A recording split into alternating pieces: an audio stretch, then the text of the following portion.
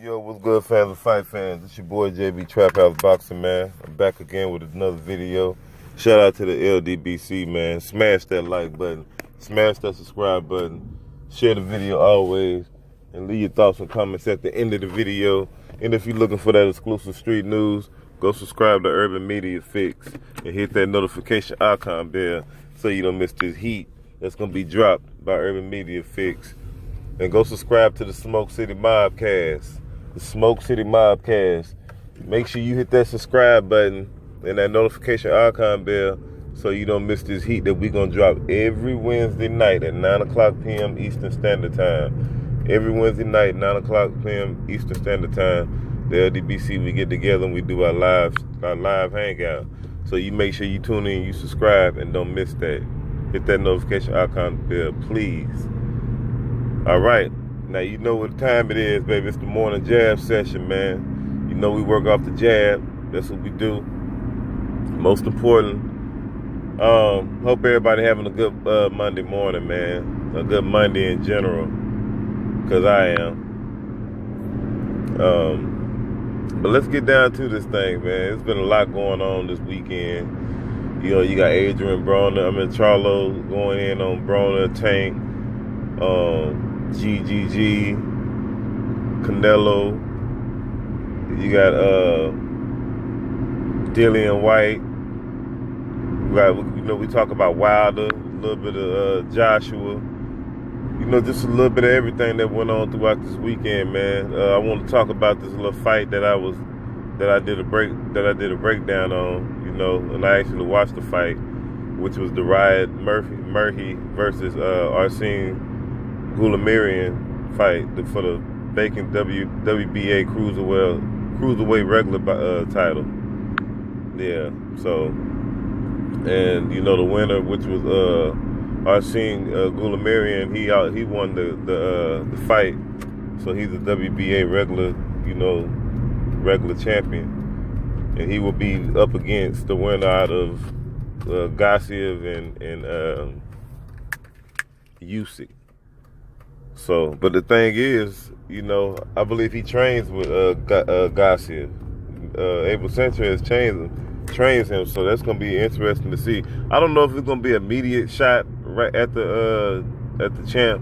I don't know how it's necessarily gonna go, because I didn't really get into all that. But I was pulling for Ryan Murphy. And these are the two guys, I guess, on the Ivory Coast, over there in the France area and Belgium and all that. So, guys who ain't familiar, you can just look through my videos, and I did a breakdown on it.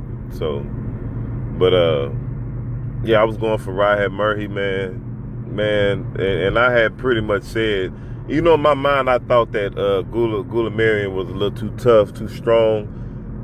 He was just a little too strong, man, for Murphy, man. I kind of felt like Murphy didn't have enough pop to keep him up off of him. That's exactly what happened. But Murphy could have fought he could have took a different approach to that fight as well. Instead of doing the same old thing, he did the same thing over and over pretty much. Like far as like his like circling to the left, circling to his left the whole fight. I thought that was he could have changed that up all the way. I thought instead of him, boxing, he fought a flat-footed fight. He fought an outside flat-footed fight instead of getting on his toes and stand on the outside. I think he should have got on his toes and moved a little more, and for a good little part of the fight, and make Arsene work a little more. He didn't make him work enough, and Arsene just walked him down, and then he got Murphy. He got Murphy out of there. He didn't knock him down or out or nothing like that. The ref stopped it from a mirage of punches. But I like Murphy, man. Murphy is a good fighter, man. He just got some little things he need to work on. He's a good fighter. He'll be back. He one of the best cruiserweights in there. But the thing is he does a little bit of everything good. He he's a fundamentally sound fighter. He does a lot of things good, man. You know, he got decent defense too, some decent defense.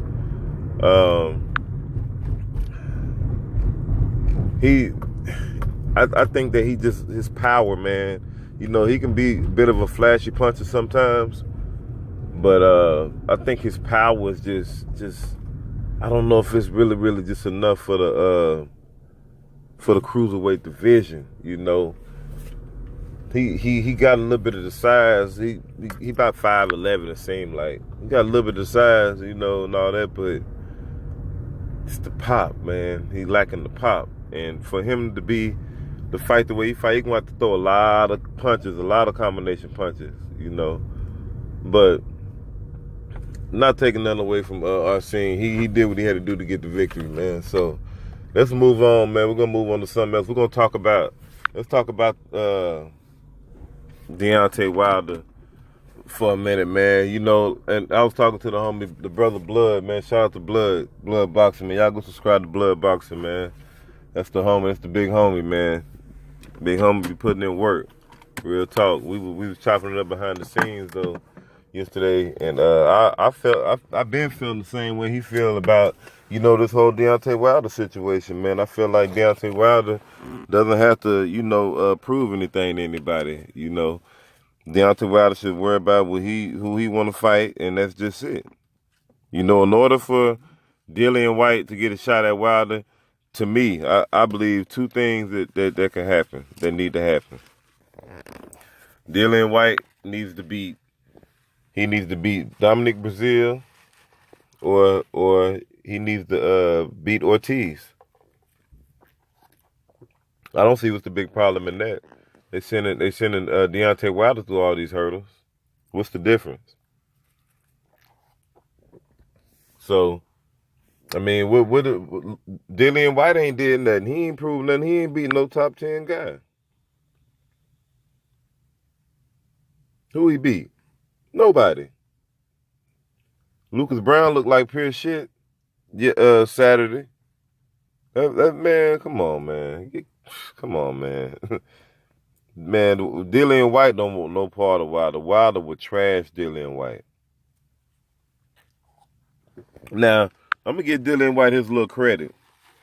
You know, what I do like about Dillian White, I like the way he digs to the body. You know, I like anybody who digs to the body. What else? It was something yesterday I don't know. It was, it'll come back to him, but Dillian White, man, I don't like his movement in the ring. I don't like his body movement in the ring, man. You know, like I don't know. He got these equilibrium type bounce in his legs and shit. I don't like that shit. I hate when fighters do that. Some fighters do that. You know, that old stiff body equilibrium, off equilibrium type movement in there. Their legs be all stiff, look like they be, y'all know what I'm talking about. But yeah, he don't want no part of Wilder, man. He don't want no part of Wilder at all. You know, Eddie Hearn them is sending these pawns and Wilder away just for distraction. They know damn well they don't want no part of that. You know, they willing to risk, they head on the line for Eddie Hearn. What type of shit is this? These guys putting their neck on the line for this chump Eddie Hearn. Come on, man. But the whole thing is, my thing is this though, guys. Why ain't nobody still today getting on AJ about him ducking Ortiz like that? Why ain't nobody even talking about that? Why is nobody ever explaining that? Nobody's never talking about that. So is it fair to say if Joshua don't fight Wilder next, should he give Ortiz a chance? I mean, why not? He ducked him. He was supposed to fight him anyway, right?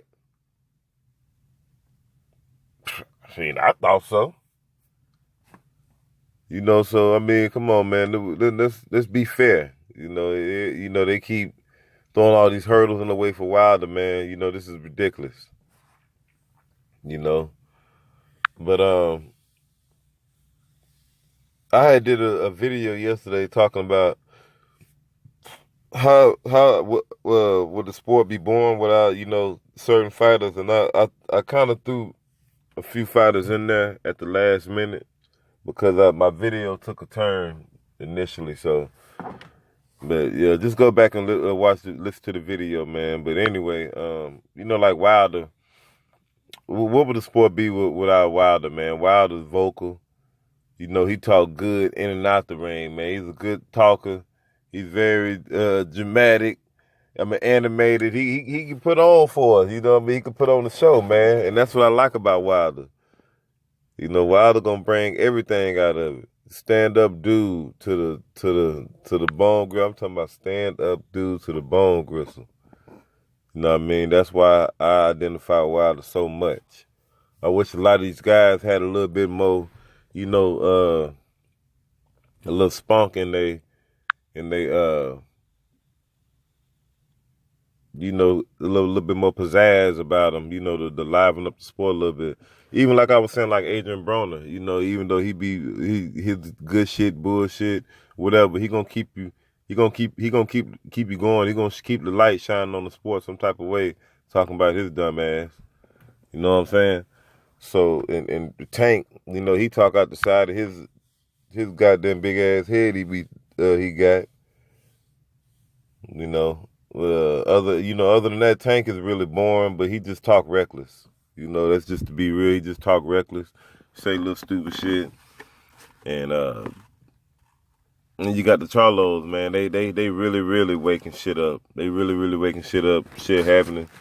But really though, man, I want these guys to, keep the sport lit up, but I don't want these guys doing no dumb shit. Like I don't want Charlo and Tank them, hurting each other and all that old shit. It's good to go, talk a little whatever, but just be respectful about it. Don't be to the point to where y'all talking about ain't nobody boxing no more again and all that. Come on, man. Let's not do that, man. Let's not do that. Neither one of y'all guys got nothing to prove. Y'all just need to let that go, man. Just let that go. You know what I'm saying? Y'all got families, loved ones or whatever. Tank ain't got no kids and nothing like that, but that's besides the point. He got loved ones out there. Charlo got family. Man, if I was Charlo, man, I just leave that little nigga alone, man. He immature. And, I just let him have that, man. Just whatever, dog. Y'all just need to respect each other's space, and, shots get fired. Some people can't take the shots that's being fired back and forth. And, all this other shit. So, it's crazy, man. That's crazy.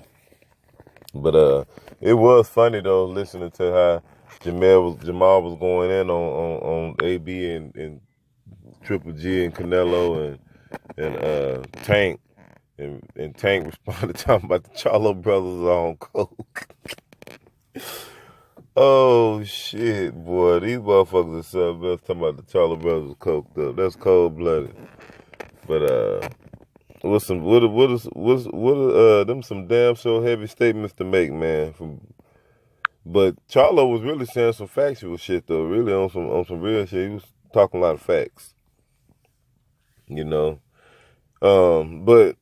let's move on a little bit, man. That's pretty much all I got on that. I talked about that. I just don't want to see none of these brothers get hurt, man. They should be, trying to uplift one another instead of, trying to shoot each other in the foot and shit. That's a bunch of baloney. That's bullshit. But let's move on to this little Canelo situation. I mean, I hear people saying that they think the fight is gonna be off and all that. I don't really know, man. To be honest with you, I hope the fight don't happen. I don't, I really don't care. I hope it don't happen though. An example need to be made out of Canelo or whoever else cheating. But I just think that it's all bullshit anyway. I think they're just doing that to, to camouflage something, man. And that's pretty much it. I think the fight will happen eventually.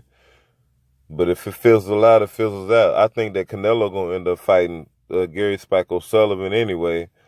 Or somebody else, probably like my man Curtis Stevens, he might fight Curtis Stevenson. You know, that's his little sparring partner anyway, so he might give him an opportunity. I wouldn't be surprised at all.